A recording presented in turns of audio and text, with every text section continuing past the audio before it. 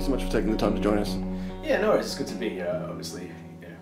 Good to see all the guys in the production team again. It's been a while since I've been down here, so it's good to come and catch up. Yeah, man, and how have you been? Really well.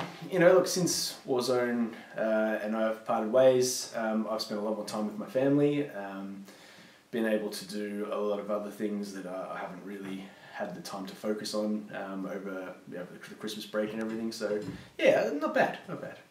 Well, I mean, come on, man. I mean, you said parted ways. I mean, you were publicly fired and humiliated. Management understands that this is a tough job.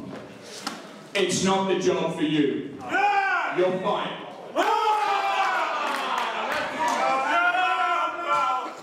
Yeah, and it doesn't sit too well with me. It didn't feel good at the time, obviously, to be humiliated like that. I think if you're going to run a company and you want to let someone go, then there's ways of doing these sorts of things without doing it in the middle of a show. I couldn't think of something less professional than actually firing someone who's supposed to be in charge of the show in the middle of a show. It's to say it's not ideal and that I wasn't happy with it is a bit of an understatement.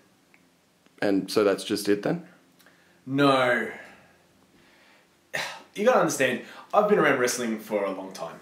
I have been involved with pro wrestling in Australia and in Melbourne for 15 odd years now.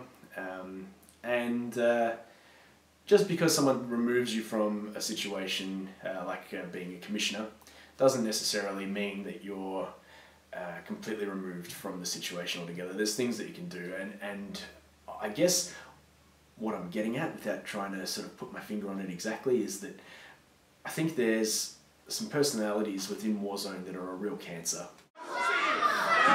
This is the guy they're replacing me with, Shane Hero. Do you know what this guy? I know this promotion inside and out, and I've got a lot of good relationships with a lot of the wrestlers, and the opinions of some of these particular types of people who I believe have been a real cancer on Australian wrestling for a lot of years now is not very high, and I just think there's only a matter of time before they put their foot wrong, and I'll be watching and waiting, and I'll certainly be ready to take my opportunity to get back involved. Okay, so you say cancer and these people, but where does the blame really lie? I mean, is it Shane Hero?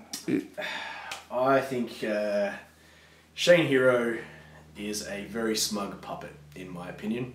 I see Shane Hero as someone who is an opportunist.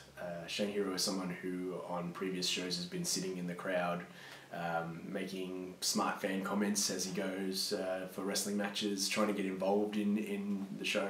Those types of fans that, I don't see Shane Hero necessarily as a fan himself, but he comes to our show as a fan, as a guest, and now he's weaseled his way into a position of power, and I just think that's really something not to be respected. But I do believe that he's not the person that we really need to cut out of our organisation. He's certainly the puppet on the strings, the figurehead, if you like.